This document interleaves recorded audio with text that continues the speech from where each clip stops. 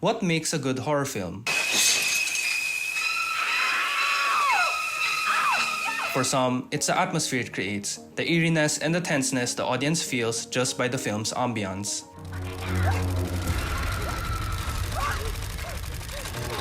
Some could argue that without suspense, tension, and jump scares, a horror movie just isn't good and rather dull. A movie can pass as a horror film without typical cliches like jump scares or eerie music.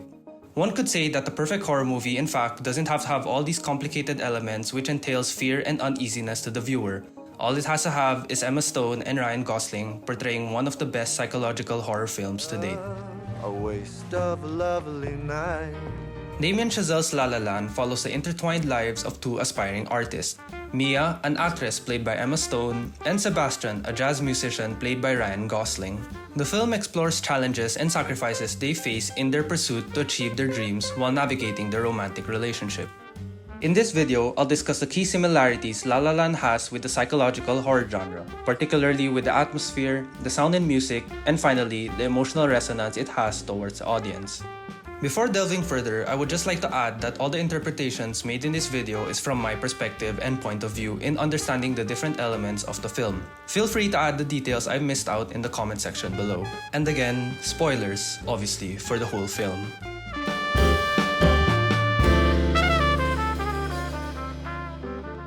The atmosphere of a film allows a scene to build up tension and therefore have a profound impact on the audience without much dialogue. Take for instance Martin Scorsese's Shutter Island. When Teddy Daniels first enters the island, the audience has a good idea as to what the vibes are of the island and they can somewhat expect the experience Teddy and Chuck will go through based only on the atmosphere of the location. In La La Land, the film is set in a modern-day Los Angeles. Actually, the term La La Land came from an old nickname it used to have back in the day describing LA as a dreamy, fantastical, and lively place to live in. Although this is the case in the first part of the film, particularly the winter, spring, and summer segment, the mood shifts from being lively and energetic to gloomy and dark the moment it turns fall. The major opening scene in this segment is a dinner with Mia and Seb in which they went back and forth about Seb's dreams. Mia then realized that Seb was serious with his band and they went on with this fight about if Seb liked the song he's playing or not, seeing as they might not be real jazz. It's just this record. Do you like the music you're playing? I don't know what it matters.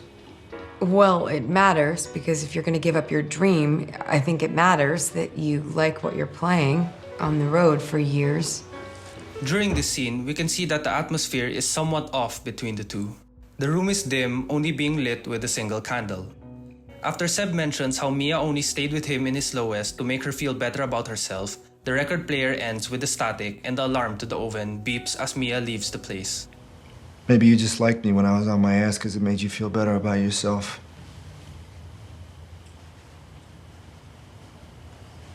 Are you kidding? No?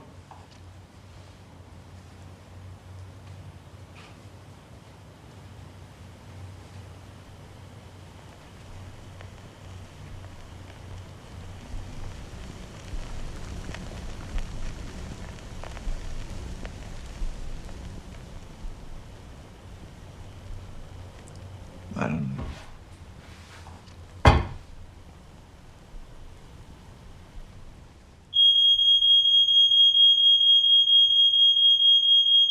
The green backdrop also represents her togetherness, seeing as Mia was also wearing green when she leaves her boyfriend for Seb. All this creates tension between Mia and Seb and therefore tells the viewers what the conflict will be for the remaining part of the movie. Another turning point during the film was when Mia decided to end it with her career after her tragic one-woman show. The atmosphere leading up to this scene was interesting as we, the audience, get to see the amount of empty chairs in Mia's performance, which allows the viewer to feel embarrassed and sympathetic towards her.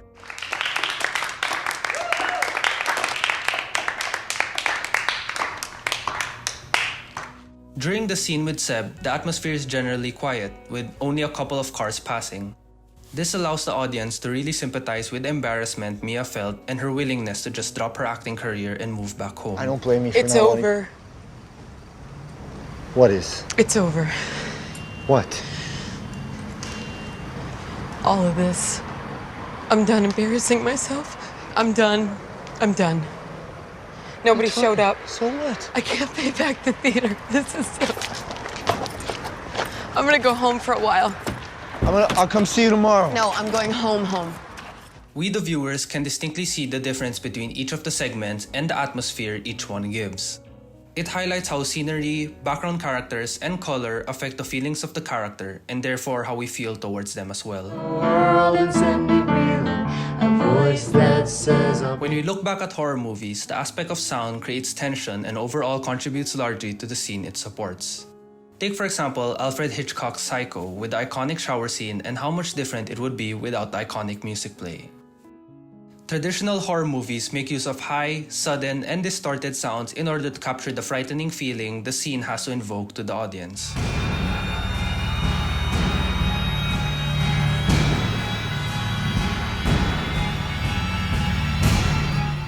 However, LaLaLand is quite opposite, seeing as it takes advantage of using it as a storytelling device, blending seamlessly with the visuals to heighten the audience's emotional response. Let's take a look at the epilogue, where it shows Mia and Seb living out their dreams of becoming together. The music is lively and rich, mixing motifs from earlier songs and allows the audience to feel happy for them.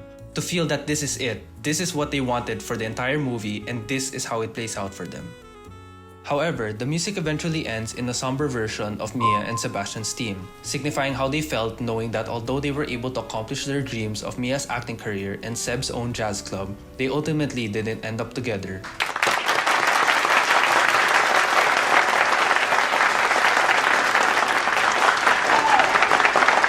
Lastly, the theme of Mia's journey through constant rejection of auditions can be summed up in her final audition scene of the film where she sings The Fools Who Dream. It was freezing. She spent a month sneezing. This song talks about Mia's aunt, who was an actress, and her struggles and doubts when pursuing her dreams. This encapsulates what Mia feels throughout her casting career, which is her feeling of not being good enough and her feeling of rejection. Did you test for a chromatopsia? DOA on 23rd. Perp laughing his face off at the PD. Damn Miranda rights. Lines such as, "Here's to the ones who dream, foolish as they may seem," and "A bit of madness is key to give us new color to see," encapsulates the message of going out of your comfort zone to pursue your dreams. Not to feel discouraged when going through hurdles and to just keep trying. It hits especially hard knowing how much Mia wanted this acting gig, and towards the end, she finally reaches her dreams, only for the audience to realize what it cost.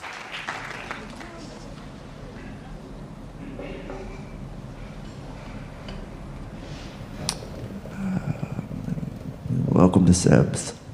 Emotions are the backbone of a good movie. The goal of a horror film is to inflict fear, worry, and anxiousness towards the viewers. It's what separates a good movie from a not-so-good one. Unlike traditional horror movies in which they inflict dread and horror to the audience, LaLaLand does that so well without all the common horror movie tropes and devices. Rather, I'd argue that it's scarier than most horror movies, the idea of what could have been.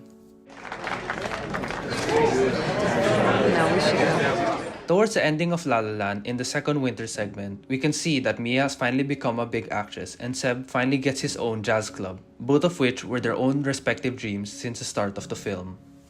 However, when Mia and her new husband enter Seb's club for the first time, Seb notices Mia in the audience and begins to play their theme on the piano.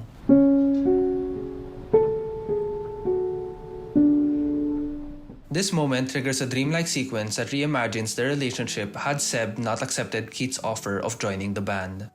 In this alternate reality, they stay together and find both personal and romantic fulfillment. It's a vivid and colorful montage that combines elements of their pasts and what they could have been. After the sequence ends, however, the film returns to reality.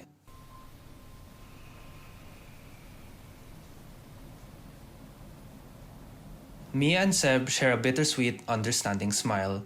This silent exchange acknowledges their past love and mutual impact on each other's lives. Both characters have achieved their dreams but are no longer together.